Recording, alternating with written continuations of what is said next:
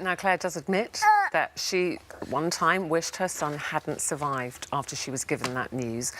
This is a year on, though, and here she is. Couldn't be happier. Look at him, and he's just adorable. We've all been having a little play and a little hold. Hello, haven't we, Theo. this morning, Theo. You're going to high-five Ruth again? Should we do a high five? Go on. Let's do How old is Theo now? How old is he? Theo is coming up to a year corrected. He was born on the 18th of January by emergency C-section last year, but he was actually due on March the 29th. Lovely. Yeah. Now, your whole experience... It's so funny. Your whole experience... you write this blog, right? Yes. What did you write on your blog last night? OK, so my blog is called mumonadifferentpath.wordpress.com, and I started it very much in the eye of the storm because I wanted to chart how far I would come with my feelings, because I was very devastated at the time, and I knew I wouldn't always feel that way. Last night I wrote on the blog that it was best to be honest, and that's what I've always been, because I know that there's going to be mums after me that will have a diagnosis, and actually more, because there's new tests coming in next year that are 100% accurate, not 85% accurate like they are now. So had you had the test? I had the tests that are 85% accurate now. So Theo essentially, for want of a better phrase, slipped through the net. So I didn't know. And actually, when he was born into NICU, they didn't know either. No. They only found out through a blood test, because he was actually, despite being born in moderately poor condition, he didn't have a heart defect. So I wrote last night that it's like a rainbow with a colour missing, and then you actually look a little bit closer and you see another colour, and actually that rainbow in the end becomes one of the nicest rainbows you see. And it's so lovely. When did you have that moment? Because you said, you know, you were devastated when you got that diagnosis. What went through your mind? What were you most worried about? When we got the diagnosis, the context for this was that he'd been in an incubator for 3 weeks. That alone is stressful enough, and I want to thank the Whittington Hospital. He's so tiny. He was born about the size of my hand, and when we first held him, his hand used to be the size of my fingernail. His head was about the size of a tangerine.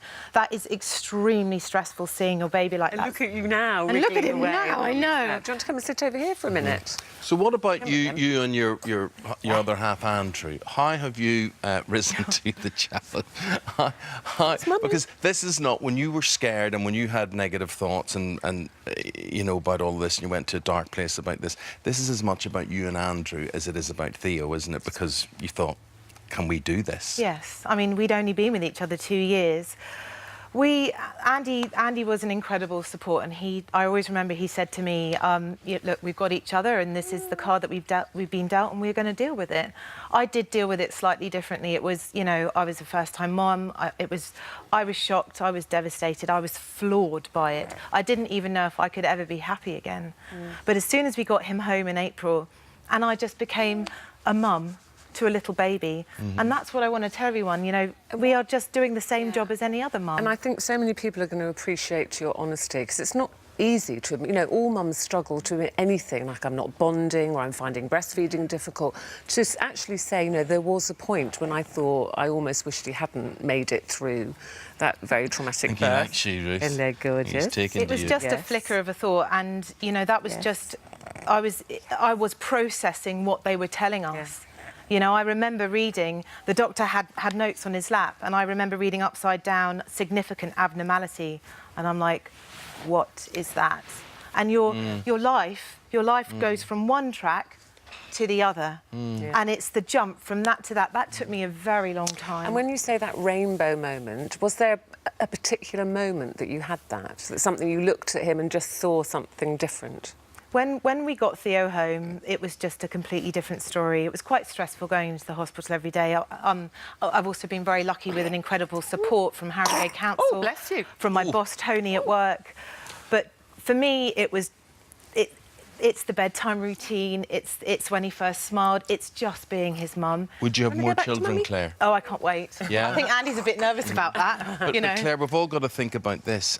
Theo may be the last generation of Down syndrome because of these tests. Yes.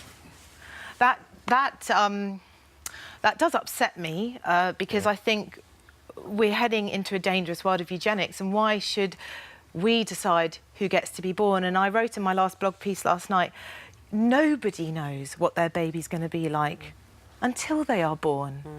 And Andy said to me, don't write him off. He's not his diagnosis. And, you can see he's not his diagnosis. If someone had told me a year ago, or if I'd seen someone on television like me, that it's going to be like this, I wouldn't have worried so much. I can tell Well, I you think that. you've made a lot of people loving, the idea of motherhood and seeing little Theo there. Thank you, Claire. Thanks, Theo. Thank you, Theo. Hope to see you again. We've got to go to the weather, Theo. We're going to be back after this. Don't go away.